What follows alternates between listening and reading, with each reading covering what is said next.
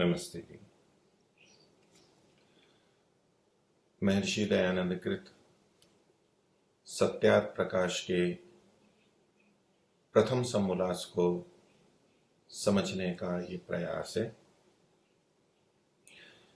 इस क्रम में ये 5वां अभ्यास है, 5वां क्रम है।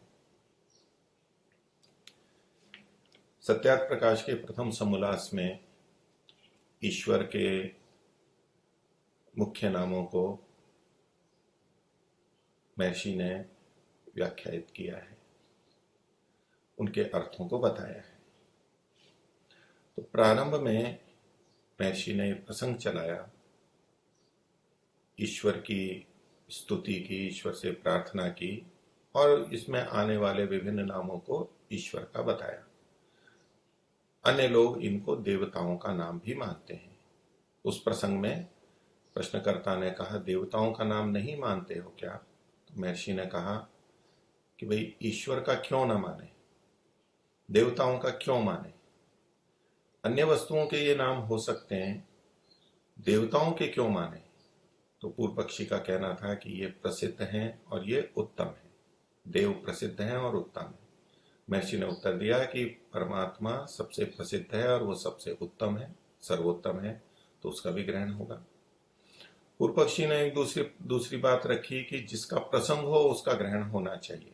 देवताओं का है, देवताओं का हो जाए, ईश्वर का है, ईश्वर का हो जाए।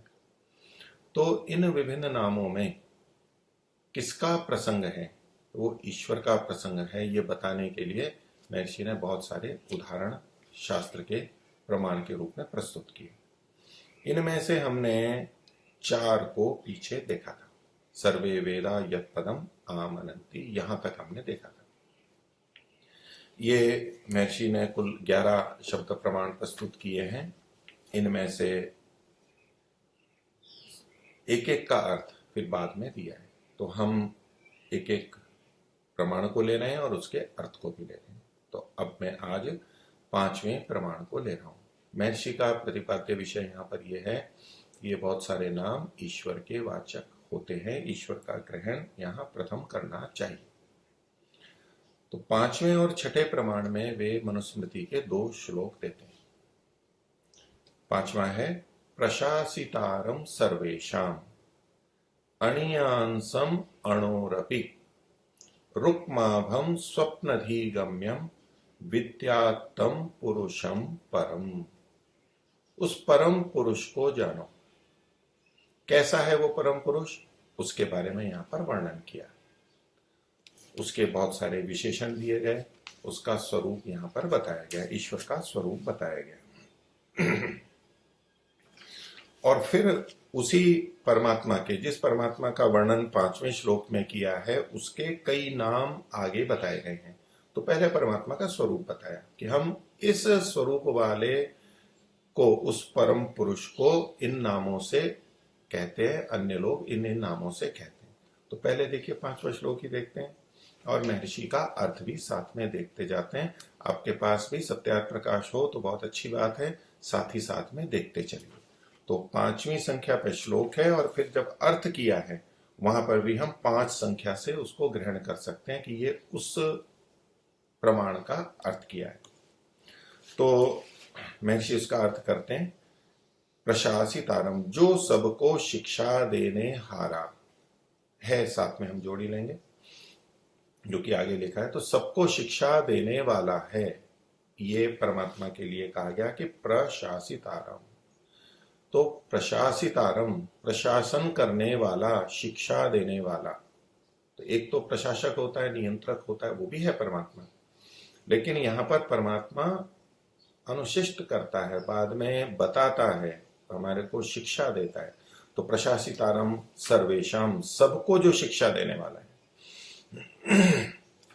सर्वेशम प्रशासितारम, तो सबको शिक्षा देने वाला है, प्रत्येक को, प्रत्येक आत्मा को।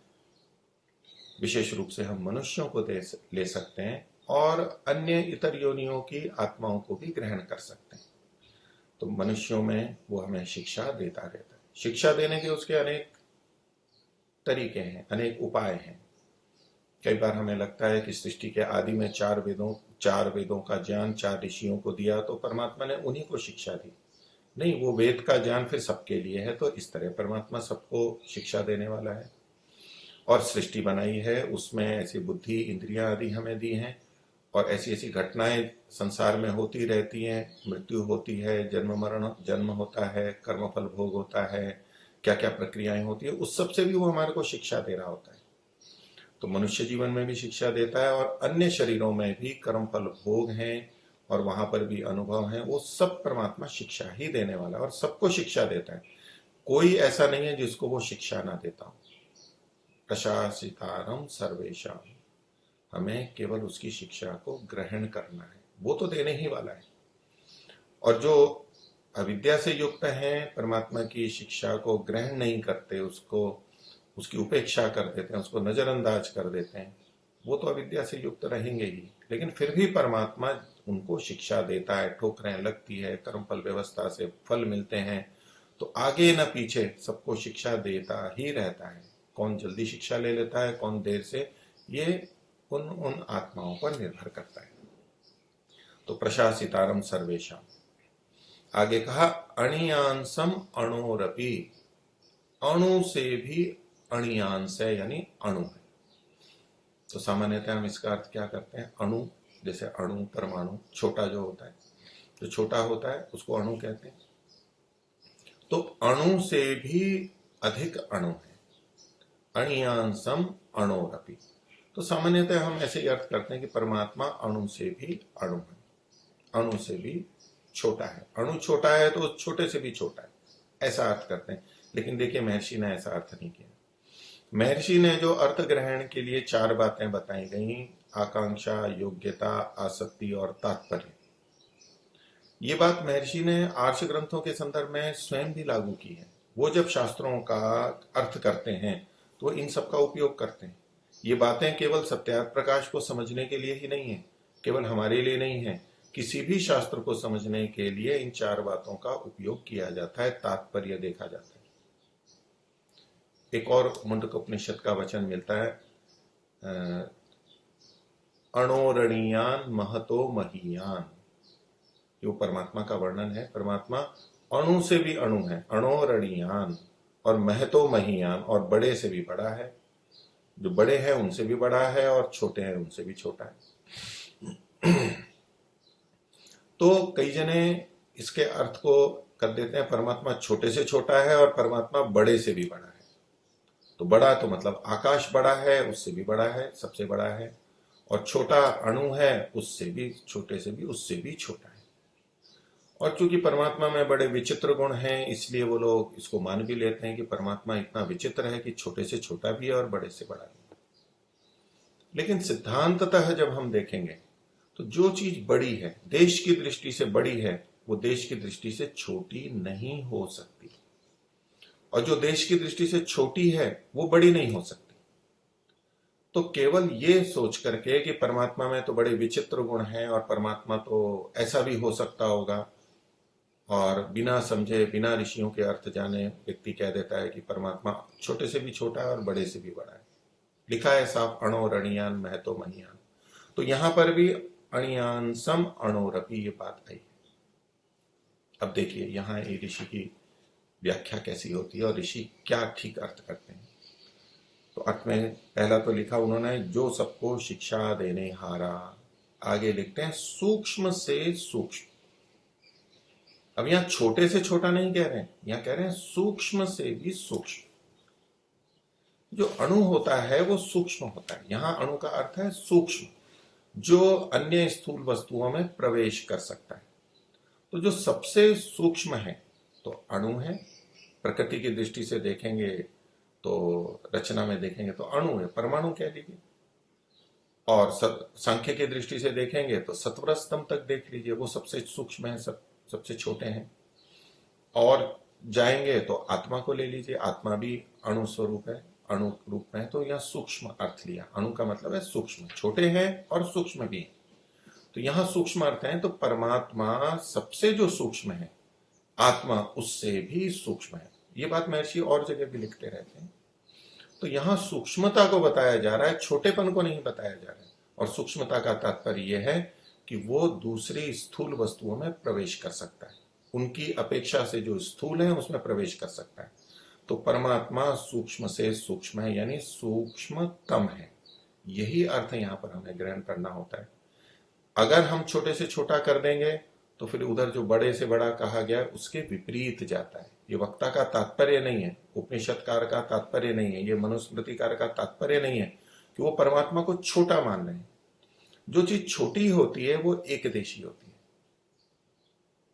और यदि हम परमात्मा को भी छोटे से छोटा ऐसा कह देंगे तो इसका मतलब है परमात्मा एकदेशी हो गया।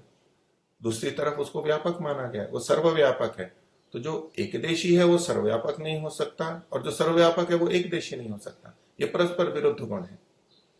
तो ऋषि ने हमें यहाँ पर अणोरणीयान जो लिखा, अणियान सम अणोरपी, इसका सूक्ष्म से सूक्ष्म ये अर्थ किया, और हमें ऐसा ही अर्थ लेना चाहिए, वही संगत है। आगे कहा रुक्माभम। रुक्म कहते हैं हिरण्य को, स्वर्ण को।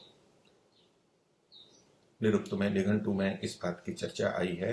तो हिरण्य के नामों में पढ़ा गया है, और ये आदित्य के नाम में भी है, सूर्य के नाम में भी पढ़ा गया है। अब महर्षि देखिए इसका क्या अर्थ करते हैं। स्वप्रकाश स्वरूप। अब कोई सीधा मनुस्मृति का श्लोक देखेगा और थोड़ी संस्कृत जानता है, बोले रुक्म की जैसी आभा है वाला।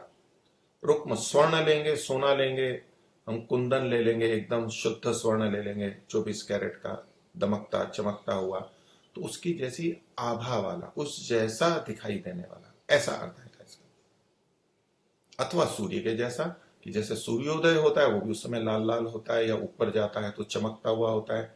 तो आदित्य जैसा। और जगह भी हमें उल्लेख मिलता है आदित्य वर्णम तमसः परस्तात्, यहां भी आदित्य वर्णम लिखा हुआ है।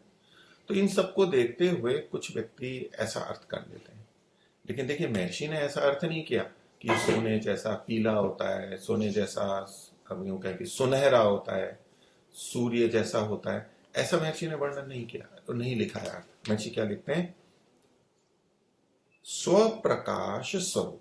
अब हमें ये समझना है कि महर्षि ने ये अर्थ कैसे कर दिया। यदि ये नहीं करते तो फिर हमें मन में लगता है कि देखो लिखा तो कुछ है और महर्षि कुछ और अर्थ कर रहे हैं, और फिर हमें समझ में नहीं आता है।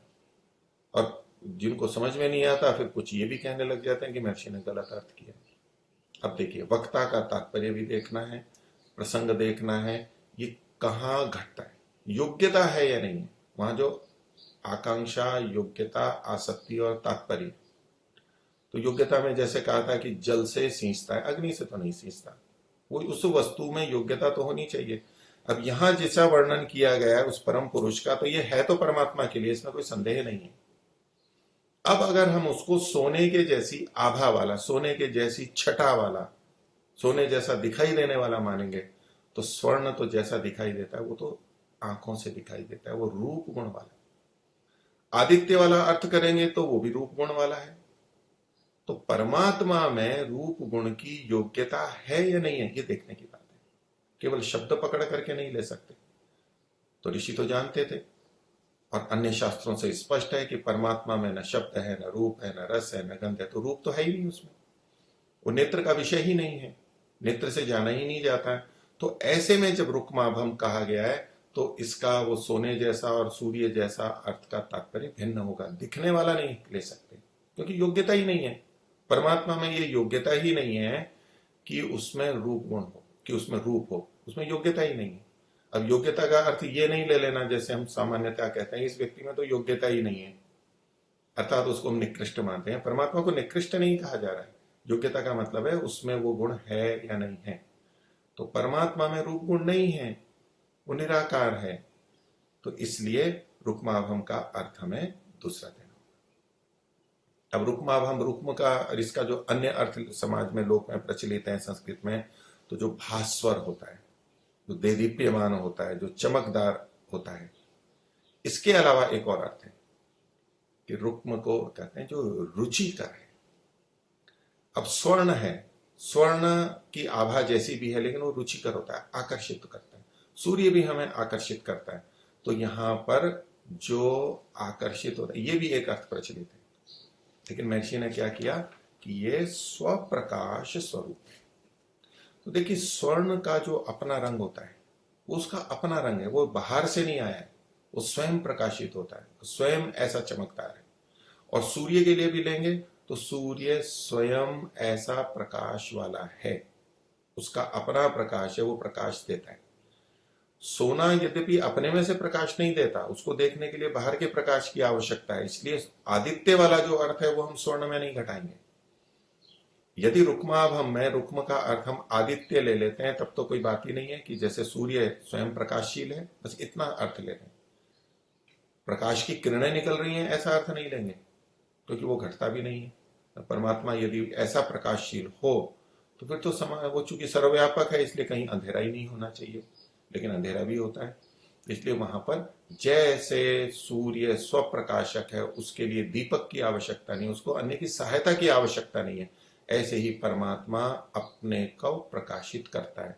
अर्थात आत्मा के जो अपने गुण हैं, परमात्मा के जो अपने गुण हैं, परमात्मा अपने गुणों को स्वयं प्रकाशित कर लेता है, स्वयं प्रकट करने में समर्थ है।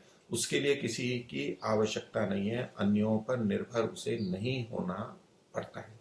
बस यहां इतना सा अर्थ नहीं। तो रुक्माभम शब्द का अर्थ हमें ठीक ठीक पता लग गया, महर्षि ने उसी रीति से अर्थ किया है।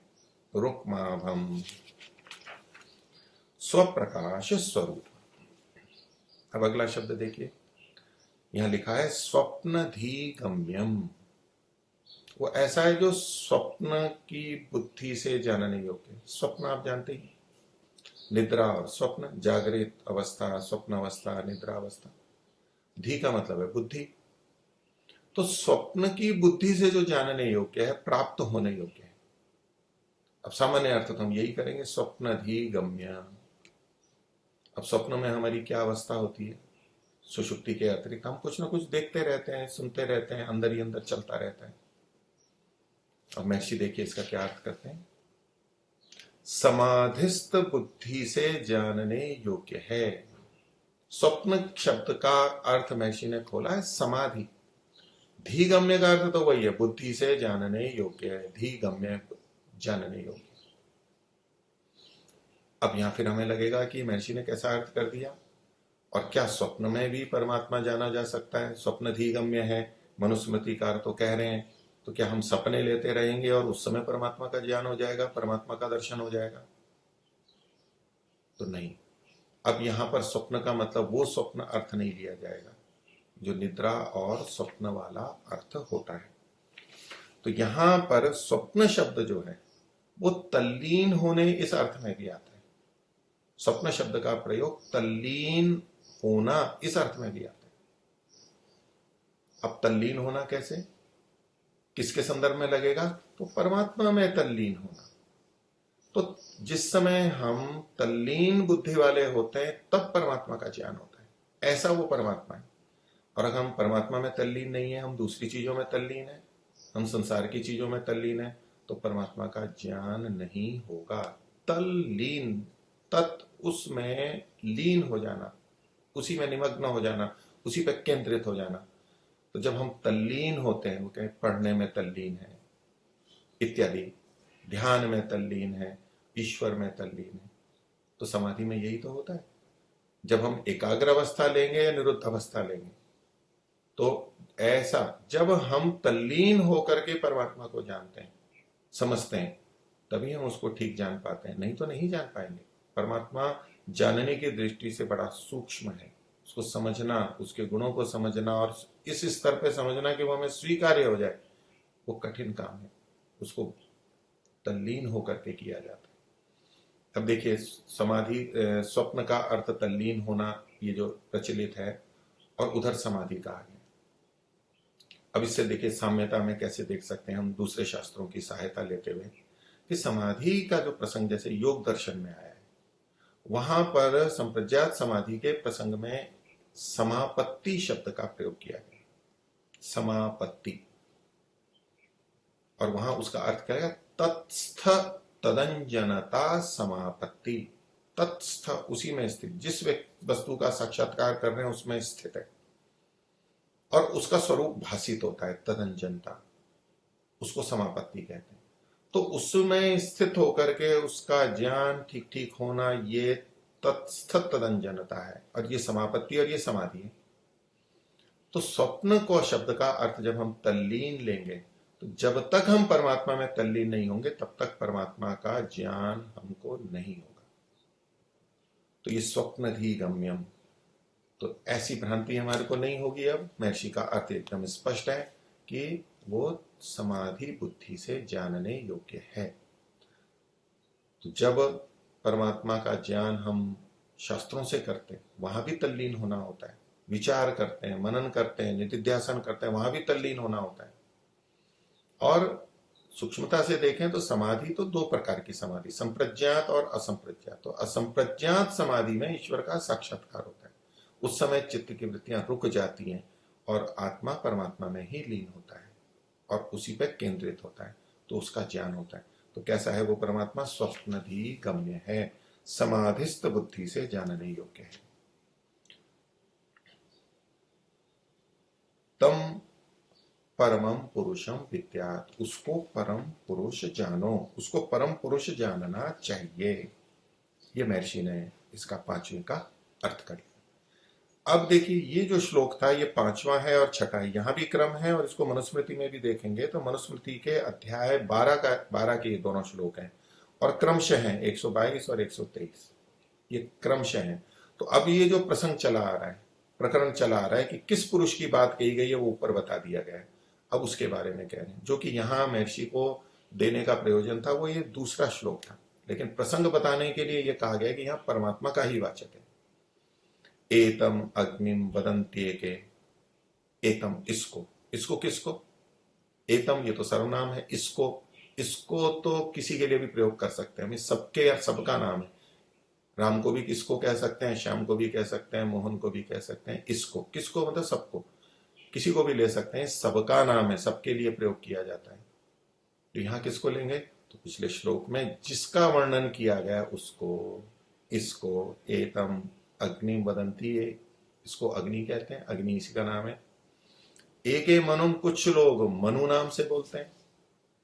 अन्य प्रजापति, कुछ अन्य लोग इसको प्रजापति नाम से भी बोलते हैं। इंद्रम एके, कुछ इसको इंद्र के नाम से बोलते हैं। अपरे प्राणम, कुछ इसको प्राण के नाम से कहते हैं। यहां पर परे शब्द कई जगह मिल रहा है, इंद्रम एके परे प्राणम, तो अपरे शब्द ज्यादा संगत है। तो अपर लोग, कुछ लोग प्राण कहते हैं। अपरे ब्रह्म शाश्वतम, और अन्य लोग कुछ इसको शाश्वत ब्रह्म कहते हैं। तो इसका मतलब है वो एक ही है जिसके इतने सारे नाम कहे गए, अग्नि, मनु, प्रजापति, इंद्र, प्राण, ब्रह्म, ये सारे नाम उसी एक के ही हैं। तो इससे महर्षि सिद्ध करना चाहते हैं ये सारे नाम परमात्मा के हैं, ब्रह्म के ये नाम हमें स्वीकार करने चाहिए। अब इसी 6ठे श्लोक का जो मनुस्मृति का है, इसका महर्षि का अर्थ भी देख लेते हैं। महर्षि क्या कहते हैं? और स्वप्रकाशक होने से अग्नि। अब अग्नि नाम है, महर्षि ने पीछे एक बात कही थी कि परमात्मा के जितने भी नाम हैं वो निरर्थक नहीं है, सार्थक हैं। वो अर्थ उन शब्दों से जो निकल के आ रहा है वो परमात्मा में घटता है, वो घटना ही चाहिए। वो चाहे गुण से घटता हो, गौणिक नाम हो, चाहे कर्म से घटता हो, कार्मिक नाम हो, या उसके स्वभाव को बताता हो, स्वाभाविक नाम हो, कैसा भी हो, लेकिन उस पर घटेगा, निरर्थक नाम नहीं होता है। तो जब अग्नि परमात्मा के लिए कहा जा रहा है तो परमात्मा को अग्नि क्यों कहा गया? उसमें क्या गुण है ऐसा कि उसको अग्नि शब्द से कहा गया? तो महर्षि क्या कहते हैं? अग्नि का स्वप्रकाश होने से अग्नि। अब ऐसे अग्नि का अर्थ देखेंगे तो दूसरे निकलेंगे। गत्यर्थक धातु है, गति अर्थ वाली है, जो गति करती है, अथवा अग्रणी रहता है उसको भी अग्नि कहा जाता है, इत्यादि अनेक अर्थ वहां के प्रचलित हैं। महर्षि ने क्या लिखा? स्वप्रकाश होने से अग्नि। अब देखिए, अग्नि जिसको कहते हैं, परमात्मा का नाम भी अग्नि है और इस भौतिक का नाम भी अग्नि है, लेकिन हमें समझाने के लिए अग्नि शब्द वहां से जोड़ा गया है कि जैसे ये भौतिक अग्नि स्वयं प्रकाशित होती है, अर्थात उसका अपना प्रकाश है, वो दूसरी चीजों को प्रकाशित करती है, उसके अंदर से प्रकाश निकलता है, अर्थात वो दूसरों का प्रकाशक है और स्वयं प्रकाशित है। अग्नि को देखने के लिए दूसरे दीपक को या अग्नि को जलाने की आवश्यकता नहीं होती। ये इतना सा धर्म यहां लिया है महर्षि ने कि वो स्वयं प्रकाशक है, स्वयं अपने को प्रकट करता है। ऐसे ही यहाँ पर परमात्मा भी स्वयं प्रकाश करने वाला है, इसलिए अग्नि है। अब यहाँ प्रकाश का फिर वो अर्थ नहीं लेना है जैसे कि सूर्य और अग्नि का है कि परमात्मा से भी प्रकाश निकल के छिटक रहा है, चारों ओर निकल के आ रहा है, ऐसा अर्थ नहीं लेना है। प्रकाशित का मतलब प्रकट करने वाला है। जैसे हम पुस्तक के लिए बोलते हैं कि पुस्तक प्रकाशित हो गई। अब प्रकाशित हो गई का ये मतलब नहीं है कि पुस्तक में से ये सूर्य की तरह से प्रकाश निकलने लग गया। वह तात्पर्य होता है कि प्रकट कर दी गई है, छप गई है, अब सबके सामने ले आई गई है। लेखक ने लिखी, अब सबके सामने आ गई है। तो परमात्मा के जो अपने गुणधर्म हैं वो सबके सामने आते हैं, वो परमात्मा स्वयं प्रकट कर देता है, स्वयं प्रकाशित होने वाला है। तो स्वप्रकाश होने से उसको अग्नि कहा गया। मनु क्यों कहा गया? अब मनु तो मनुस्मृति के रचनाकार का भी नाम है, तो वो भी मनु होते हैं, लेकिन परमात्मा का नाम भी मनु है। तो उसके लिए महर्षि कहते हैं विज्ञान स्वरूप होने से मनु कहते हैं। तो ज्ञान विज्ञान अर्थ में है, मन जो है ज्ञान अर्थ में, तो ज्ञान वाला है परमात्मा, विज्ञान वाला है, इसलिए उसको मनु कहा गया। ये सब बताते हुए महर्षि क्या कह रहे हैं कि ये जो सारे नाम है ये अनवर्थक संज्ञा है, ये सार्थक है, निरर्थक नाम नहीं है। परमात्मा में ये गुण है। आगे प्रजापति के लिए क्या कहते हैं? सबका पालन करने से प्रजापति। तो प्रजा जो परमात्मा के द्वारा उत्पन्न है सब चीजें, और जो नित्य चीजें हैं वो भी परमात्मा ने हमें जैसे शरीर प्रदान किया, तो यही हमारी उत्पत्ति मानी जाती है उस शरीर की, तो वे भी हम भी उसकी प्रजा हैं। तो सब प्रजाओं का वो पालन करने वाला है, इसलिए प्रजापति। ये भी अनवर्थ संज्ञा होगी। इंद्र क्यों कहते हैं? परमेश्वर्य वाला होने से इंद्र कहते हैं। तो इंद्र वैसे तो ऐश्वर्य वाले को बोलते हैं, लेकिन चूंकि परमात्मा सबसे बड़ा ऐश्वर्य वाला है, इसलिए महर्षि ने विशेषण लगा दिया, परमेश्वर्य वाला है इसलिए उसको इंद्र कहते हैं। परमात्मा के पास कौन सा ऐश्वर्य है? जैसे हमारे पास छोटी छोटी चीजें होती हैं, वो भी हमारा ऐश्वर्य होता है, सोना चांदी, अन्न, जल, घी, दूध, फल आदि।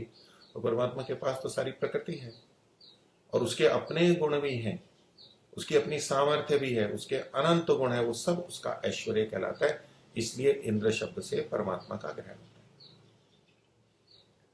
अभी देखिए ये जो सारे नाम आते हैं जैसे अग्नि, प्रजापति, इंद्र आदि, तो पूर्व पक्षी तो इनसे देवताओं का ग्रहण करता है कि इंद्र कोई अलग देवता है। महर्षि कहते हैं ये तो परोक्ष है और कल्पित है आपके द्वारा, अलग अलग देवताओं को जो कल्पित कर दिया है, महर्षि उनको कल्पित मानते हैं, वास्तविक नहीं मान रहे। आप उनको ग्रहण करते हो, लेकिन यहाँ ईश्वर का ग्रहण होगा, वो परमेश्वर है, वो इंद्र है। आगे प्राण के लिए का सबका जीवन मूल होने से प्राण कहते हैं। हम श्वास को भी प्राण बोलते हैं, ऑक्सीजन को भी प्राणवायु बोल देते हैं, क्योंकि उससे हमारा जीवन चलता है, वो जीवन का मूल है, हमारा आधार है हमारे लिए एक किसी परिप्रेक्ष्य में। तो प्राण कहते हैं जो हमारा जीवन चलाता है। तो परमात्मा क्या है? सबका जीवन मूल है, सबका आधार है, जीवन का आधार है, मूल है। उसी के कारण से हमारा जीवन है, उसी के कारण से हम उत्पन्न हुए, उसी के कारण जी रहे हैं, और आगे भी हमारा जीवन उसी के कारण चलेगा, इसलिए उसको प्राण शब्द से कहा गया। आगे अपरे ब्रह्म शाश्वतम, कुछ उसको शाश्वत ब्रह्म कहते हैं। अब यह नाम तो ब्रह्म ही है, शाश्वत को नहीं कहा गया, शाश्वत उसका विशेषण है, वो महर्षि के अर्थ से पता लगता है। महर्षि कहते हैं निरंतर व्यापक होने से परमेश्वर का नाम ब्रह्म है। निरंतर व्यापक होने से परमेश्वर का नाम ब्रह्म है। ब्रह्म नाम क्यों है परमात्मा का? तो शाश्वत का मतलब होता है जो सदा से है, सदा चलता रहेगा, तो ये निरंतरता है उसमें। और ब्रह्म का मतलब महर्षि ने यहां किया व्यापक होने से परमेश्वर को ब्रह्म कहते हैं। तो परमेश्वर व्यापक है, वे ब्रह्म शब्द से कैसे निकला? तो ब्रह्म शब्द में जो धातु है, मूल प्रकृति है, वो वृद्धि अर्थ वाली, वृहु वृद्धौ, वृहि वृद्धौ, जो बढ़ा हुआ है। अब कितना बढ़ा हुआ है? सब जगह है, सबसे बड़ा है, व्यापक है। तो देश की दृष्टि से जब हम बढ़ा हुआ कहते हैं, उस दृष्टि से परमात्मा व्यापक है, यानी सर्वत्र व्यापक है, लगातार है, बीच में कोई व्यवधान नहीं है, बीच में कोई उसका टुकड़ा नहीं है, फैला हुआ है, फैला हुआ है, व्यापक है, व्यापक है। तो ब्रह्म शब्द भी परमात्मा का, महर्षि यहां ये अर्थ कर रहे हैं कि जो फैला हुआ है, वो बढ़ा हुआ है, फैला हुआ, इधर जाओ वहां भी है, इधर जाओ वहां भी है। तो व्यापक होने से परमेश्वर का नाम ब्रह्म है। तो मनुस्मृति के 2 श्लोक हुए, 5वां और 6वां। अब आगे देखते हैं 7वां श्लोक। ये कैवल्य उपनिषद नाम की कोई है, उस वहां का उद्धरण माना जाता है। तो यहां पर परमात्मा के लिए कहा गया स ब्रह्मा स विष्णु, स वो परमात्मा के लिए उद्धृत है। स ब्रह्मा स विष्णु स रुद्र स शिव सो अक्षर स परमः स्वराट स इंद्र स कालाग्नि स चंद्रमा। तो ये जो इतने सारे नाम दिए गए वो सब उसके साथ वह ये है, वह ये है, वह ये है, वह ब्रह्म है, वह ब्रह्मा है, वह विष्णु है, वह रुद्र है। ये जो सारा कथन किया गया एक गुणवाची के लिए है कि परमात्मा में इन शब्दों से आने वाले अर्थ घटते हैं, वो परमात्मा के ये नाम भी हैं और ये स्वरूप भी परमात्मा का है, वह ईश्वर का स्वरूप भी यहाँ पर बताया गया। तो इसका अर्थ देखिए महर्षि क्या करते हैं, 7वीं संख्या वाला देखिए, छठे के बाद में। तो पहले तो संकेत किया स ब्रह्मा स विष्णु, इससे भी हमें पता लग जाता है कि यहाँ उसका अर्थ किया गया है। और क्रमशः हम अर्थ देखते रहते हैं। लिखते हैं सब जगत के बनाने से ब्रह्मा, यहाँ जो कहा ब्रह्मा, फिर अगला शब्द है विष्णु, तो ये सब आगे चलेगा। तो ब्रह्मा के लिए क्या कहा, सब जगत के बनाने से ब्रह्मा है। लोक में भी प्रचलित है कि सृष्टि को बनाने वाले ब्रह्मा, ऐसे ही अलग देवताओं की भी परिकल्पना करते हैं अन्य लोग, और चलाने वाले हैं विष्णु और प्रलय करने वाले हैं शिव। ब्रह्मा विष्णु और शिव, या तो महेश, ब्रह्मा विष्णु महेश, ये 3 देवता माने जाते हैं। लेकिन वैदिक धर्म की दृष्टि से और महर्षि दयानंद ने इस बात का स्पष्टीकरण किया कि ये सारे के सारे परमात्मा के ही गुण धर्म है, परमात्मा की ही विभिन्न शक्तियों को 2 भागों में 3 भागों में बांट करके अलग अलग नाम दे दिए गए हैं। तो जैसे ब्रह्मा है ऐसे वो सृष्टि के उत्पन्न करने वाला है। तो यहां पर जगत के बनाने वाला ऐसा अर्थ करते हुए ब्रह्मा शब्द का प्रयोग किया गया। ब्रह्मा शब्द कैसे बनता है, तो वो भी वही व्रीहि वृद्धौ धातु से बनता है। पीछे हमने ब्रह्म शब्द देखा था पिछले श्लोक में, उसकी व्याख्या की मैं, तो ब्रह्म और ब्रह्मा, कई जने इसमें प्रश्न करते हैं कि जी ब्रह्म और ब्रह्मा में क्या अंतर है। तो शाब्दिक अर्थ की दृष्टि से देखेंगे तो दोनों एक ही बात है, उसमें अंतर नहीं है। कई जने कहते हैं कि भाई ब्रह्म है वो तो परमात्मा हो गया, और ब्रह्मा जो है वो तो एक ऋषि हुए थे। तो ऋषि का नाम भी ब्रह्मा है, जो चारों वेदों का जिन्होंने ज्ञान दिया था उनको ब्रह्मा जी एक ऋषि हुए हैं, जिन्होंने चारों वेदों का ज्ञान प्राप्त किया। और परिकल्पना में 4 मुख बना दिए जाते हैं, उनके सिर बना दिए जाते हैं।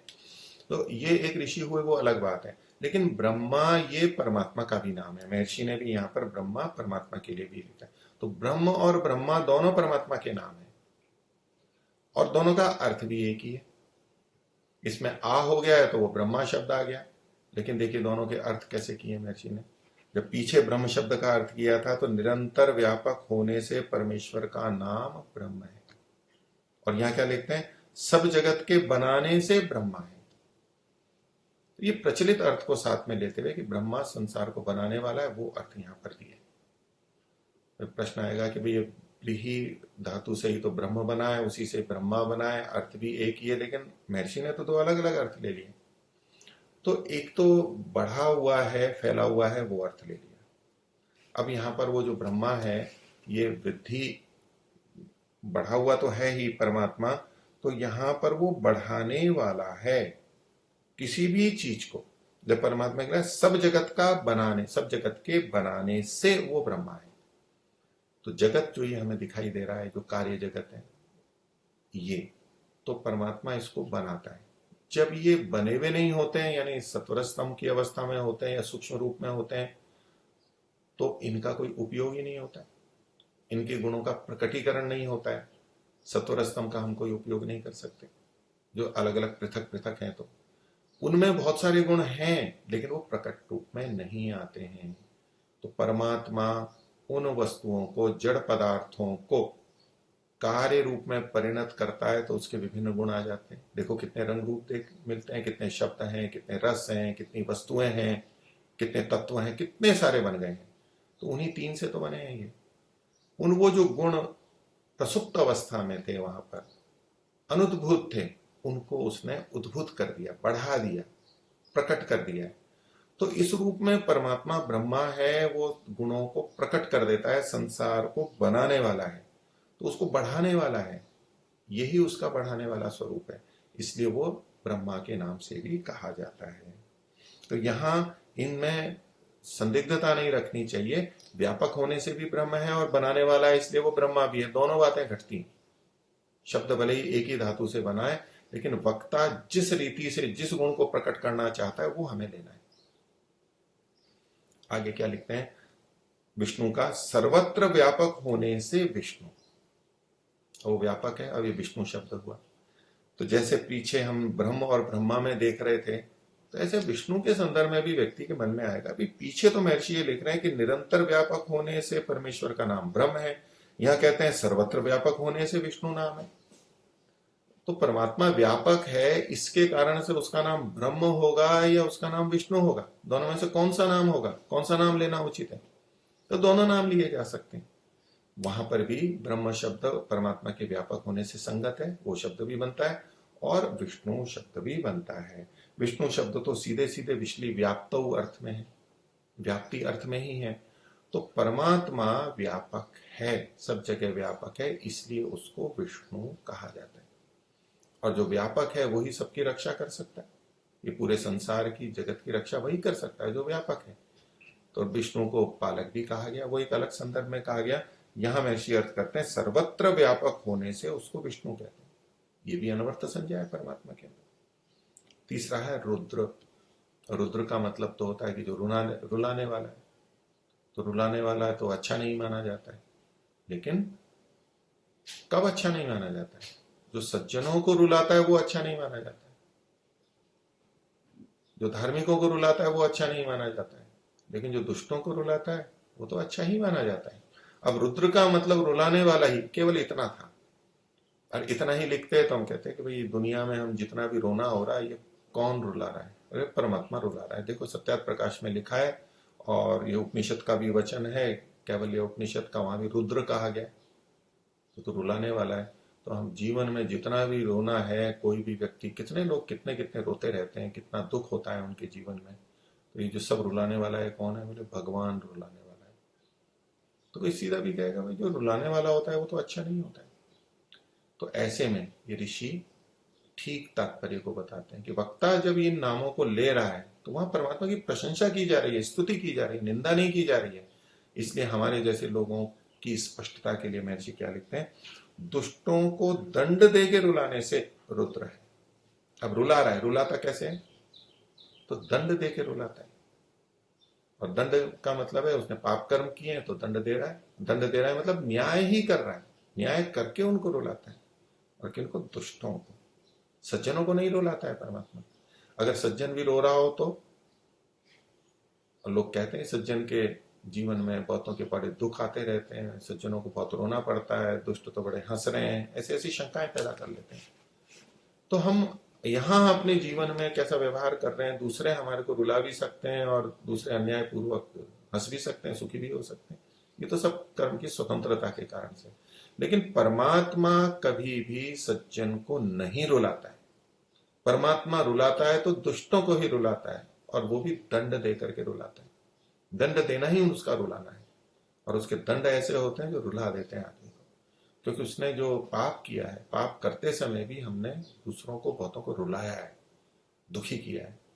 और परमात्मा उसको सिखाने के लिए, समझाने के लिए दंड देता है, न्याय करता है, तो दुष्टों को रुलाने वाला है। अब महर्षि ये जो सारी अतिरिक्त चीजें जोड़ते हैं, वो कैसे जोड़ते हैं? उनको सारा वेद और ये सारी चीजें सिद्धांततः स्पष्ट है, उनको पता है कि अगर विशेषण नहीं लगाया तो गलत अर्थ चला जाएगा। तो ठीक ठीक तात्पर्य, वक्ता का ठीक तात्पर्य लेने के लिए महर्षि स्पष्टता से ये सारी चीजें बताते हैं।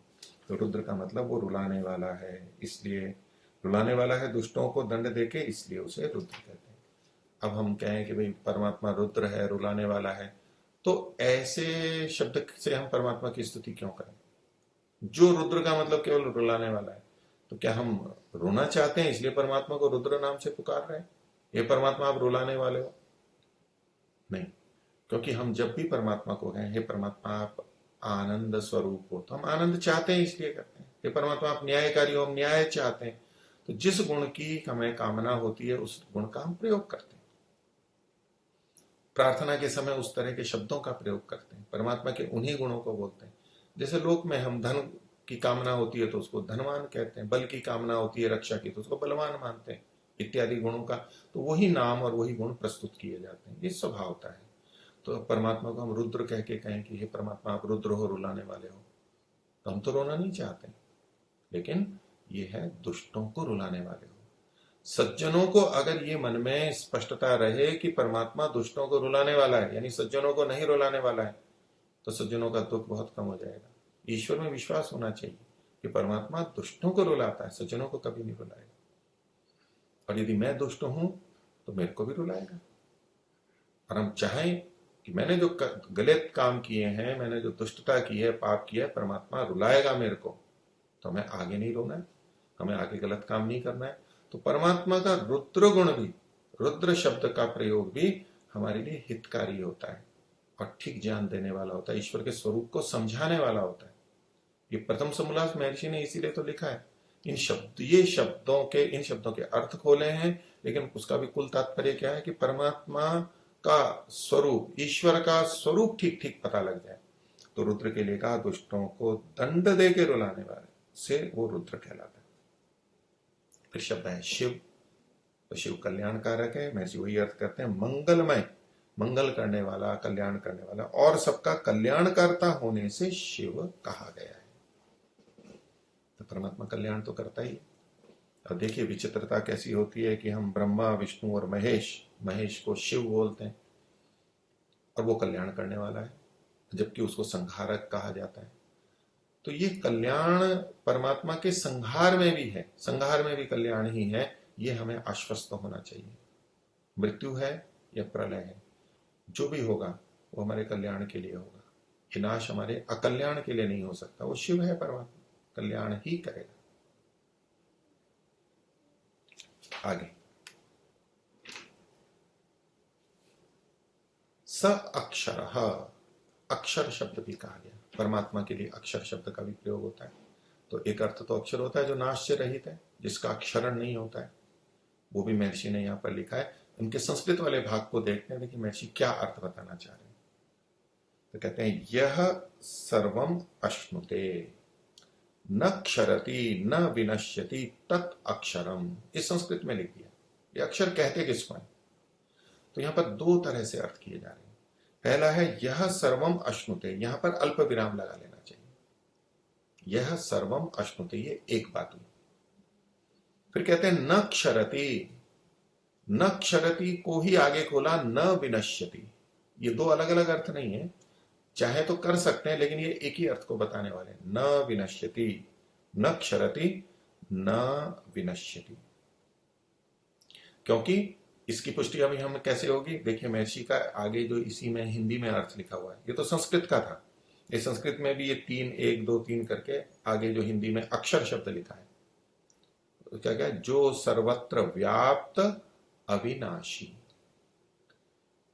तो जो न विनश्यति न क्षरति, इसका मतलब तो हो गया अविनाशी, विनाश को प्राप्त नहीं होता है। लेकिन उससे पहले क्या लिखा है? व्याप्त। व्याप्त और अविनाशी, ये दो बातें कही गई हैं। सर्वत्र व्याप्त है और अविनाशी। अब सर्वत्र को व्याप्त के साथ जोड़ लेंगे और अविनाशी हो गया, दो अर्थ हो गए। तो ये जो सर्वत्र व्याप्त है, इसी अर्थ को यहां कह रहे हैं यह सर्वम अश्नुते। ये जो अश्नुते है, ये अशुंग व्याप्तो इस धातु से बना है। इसकी जो मूल शब्द है अशुंग धातु जो, तो यह सर्वम अश्नुते, ये परमात्मा सर्वत्र व्यापक है। तो ये अशुंग व्याप्तो से भी अक्षर शब्द बनता है। तो इसलिए महर्षि ने यहां एक अर्थ ये लिखा है, अर्थात शब्द तो एक ही है, अक्षर नाम एक ही कहा गया है, लेकिन वो दो अलग अलग धातुओं से बनेगा तो दो अलग अलग अर्थ आ जाएंगे। तो जब अशुंग व्याप्तो धातु से अक्षर शब्द बनेगा तो वहां अक्षर का मतलब होगा सर्वत्र व्यापक, व्यापक अर्थ होगा। और सर्वत्र शब्द भी लिखा है। अभी सर्वत्र शब्द भी महर्षि ने साथ में कैसे जोड़ा है? अगर न भी होता तो भी व्यापक है, तो परमात्मा सर्वव्यापक है, ये हमें अन्य जगह से भी पता है, तो वो अर्थ ले सकते थे। लेकिन यहां पर क्या लिखा है, अक्षरः सो अक्षर स परमः स्वराट। तो ये परम शब्द भी यहां पर है, परम मतलब बड़ा, तो उस रूप में हम सब जगह का अर्थ ले सकते हैं, क्योंकि परम का अलग अर्थ महर्षि ने यहां पर किया नहीं है, तो इसी के साथ जोड़ के किया हो ऐसी संभावना है। कई बार छूट भी जाता है तो अलग परम श्रेष्ठ सर्वोत्तम वो भी दे सकते हैं हम, नहीं तो यहां पर भी जोड़ सकते हैं। तो यह सर्वम अश्नुते, ये कहा जो सर्वत्र व्याप्त है, एक अर्थ हो गया। फिर कहा न क्षरति, तो जो क्षर है ये क्षर संचलन है, विशेष प्रकार का चलन है, जो एक गति है जो नाश वाली गति है, क्षीणता वाली गति है, उसको क्षरण कहते हैं और उसी को विनाश कहते हैं। धीरे धीरे क्षीण होता है तो वो नाश को भी प्राप्त होता है। तो एक दूसरे से जुड़े होते हुए भी हम थोड़ा अलग भी कह सकते हैं। एक विनाश होता है पूरी तरह से विनाश हो जाना, एक होता है कुछ नाश हो जाना। तो कोई लकड़ी है, कागज है, कोई वस्तु है, वो भी पूरी नष्ट नहीं हुई है लेकिन गल गई है, क्षरण हो गया है उसका, तब भी हम कहते हैं ये तो नष्ट हो गई है। और क्षरण अंततः नाश में ही जाता है, वो परिवर्तित हो जाती है।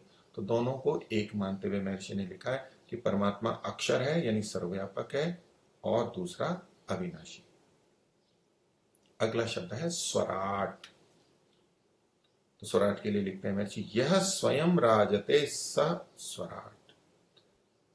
राजते, राजरी दीप्त, दीप्त होना जैसे प्रकाशित होना, प्रकट होना, जो पीछे भी महर्षि ने लिखा वही अर्थ यहां पर आएगा। तो स्व का मतलब है स्वयं, यह स्वयं राजते, विराजते, विशेष रूप से जो प्रकाशित हो रहा है उसको कहते हैं। जब हम कहते हैं कि राजा यहाँ पर विराजमान है, बैठा है ऐसा नहीं बोलेंगे, बड़ा स्वामी जी महर्षि दयानंद वहां पर विराजमान हुए, विराजमान के विशेष रूप से प्रदीप्त हुए, प्रकाशित हुए, दीप्त हुए, ऐसे अर्थ में, अच्छे अर्थ में आता है।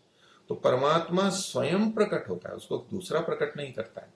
ये परमात्मा तो ऐसे ही निष्क्रिय पड़ा हुआ था और दूसरे ने, किसी ने आकर उसको प्रकट कर दिया। जैसे कि कोई लकड़ी पड़ी हो और कोई जानकार व्यक्ति खाती आए और उससे बना बना करके कोई चीज बता दे, देखो इस लकड़ी से क्या क्या बन सकता है, हलवाई आटे से क्या क्या बनाता है, देखो कितनी चीजें बना देता है। अब यहां जो प्रकाशन है ये दूसरे के द्वारा है, स्वयं नहीं होता है। तो परमात्मा अपने गुणों का प्रकाशन स्वयं करता है और प्रकृति के गुणों का भी प्रकाशन करता है। तो यहां विशेष रूप से अपने लिए कहा गया, इसलिए स्वराट शब्द का प्रयोग किया। इसको देखिए हिंदी में महर्षि क्या लिखते हैं, स्वयं प्रकाश स्वरूप है, स्वयं प्रकाश स्वरूप है। अब फिर से ये प्रकाश शब्द यहां पर आ रहा है। तो जैसे पहले रुक्मा भम आदि हमने पीछे वर्णन देखा था, ऐसे ही यहां समझना चाहिए। हम इसका अगर अर्थ ये ले लेंगे तो कहेंगे राजते का भी राजरी दीप्त हुआ है, दीप्त होता है, जैसे बल्ब आदि दीप्त होते हैं, अग्नि दीप्त होती है, प्रदीप्त होती है। हम कहते हैं अग्नि प्रज्वलित हो गई है, प्रदीप्त अग्नि है, बहुत जली हुई है, दीप्त है। और ऐसे ही प्रकाश स्वरूप है, सूर्य जैसा प्रकाश है, अग्नि जैसा प्रकाश है। ये अर्थ हमें नहीं लेना है, महर्षि का ये तात्पर्य यहाँ पर नहीं है, वक्ता के तात्पर्य के अनुरूप हमें लेना है। तो स्वयं प्रकाश स्वरूप। और अगला शब्द है, संस्कृत में भी आप देख सकते हैं, स इंद्र, स कालाग्नि, स चंद्रमा। तो इंद्र शब्द की तो व्याख्या पहले हो चुकी है, इसलिए यहां पर महर्षि ने नहीं की है। श्लोक में तो लिखा है लेकिन यहां महर्षि ने नहीं की है। फिर आगे शब्द है कालाग्नि। कालाग्नि का अर्थ महर्षि क्या खोलते हैं, यो अग्निरिव कालः, जो अग्नि के समान काल है। हम काल शब्द का प्रयोग करते हैं, एक काल का अर्थ होता है समय भी। क्या काल हो गया है, प्रातः काल, सायंकाल, समय के लिए भी बोलते हैं। और फिर हम कहते हैं इसका तो काल आ गया है। क्या काल आ गया है, तो वहां भी समय ले लेते हैं कि इसका तो समय आ गया है। काल आ गया तो समय तो चल ही रहा है लगातार। वह काल आ गया है का मतलब है उसका विनाश का काल आ गया है, मृत्यु का काल आ गया है, जाने का काल आ गया है। ऐसे हम काल शब्द का प्रयोग करते हैं। तो यहां पर शब्द है कालाग्नि, अग्नि शब्द भी है और काल शब्द भी है। तो उसके लिए महर्षि कहते हैं यो अग्निरिव कालः, जो अग्नि के समान काल है। अब अग्नि भी को भी काल माना गया है, इसका मतलब अग्नि के समान काल है। तो यानी अग्नि भी काल है और परमात्मा भी काल है, लेकिन हमें समझाया जा रहा है कि वो अग्नि के समान काल है। तो जब हम काल का मतलब नाश लेते हैं, ये काल आ गया है, तो अग्नि उसका काल बन करके आ गई, नहीं आग लग गई और उसकी मृत्यु हो गई। तो अग्नि भी काल है, लेकिन काल का अर्थ क्या होता है उसको आगे खोल रहे हैं। तो अग्निरिव काल, यहां जो इतना लिखा संस्कृत में, इसके बाद अल्प विराम लगा सकते हैं। ये कालाग्नि को, ये कालाग्नि एक समस्त पद है, समास है, ये दो शब्द मिला करके कालाग्नि बना है, काल और अग्नि।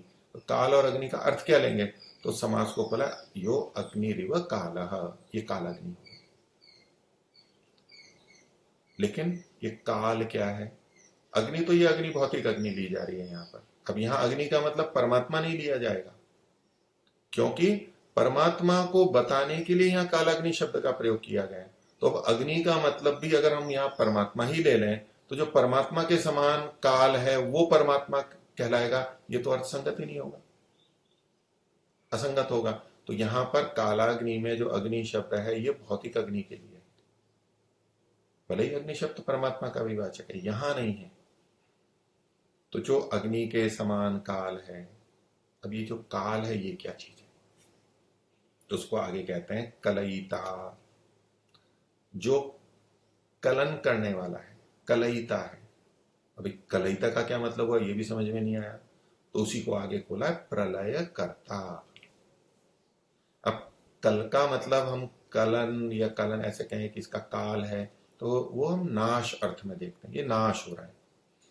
तो नाश का क्या मतलब होता है, वस्तु समाप्त हो जाएगी, शून्य हो जाएगी, अभाव हो जाएगी, नहीं, उसी को खोला, कलयिता को खोला प्रलय करता। अब प्रलय करता शब्द हमारी समझ का है कुछ, कि प्रलय को करने वाला, प्रलय किसकी करेगा, तो संसार की प्रलय करेगा, जो चीजें बनी हैं बनाई हैं उनकी प्रलय करेगा।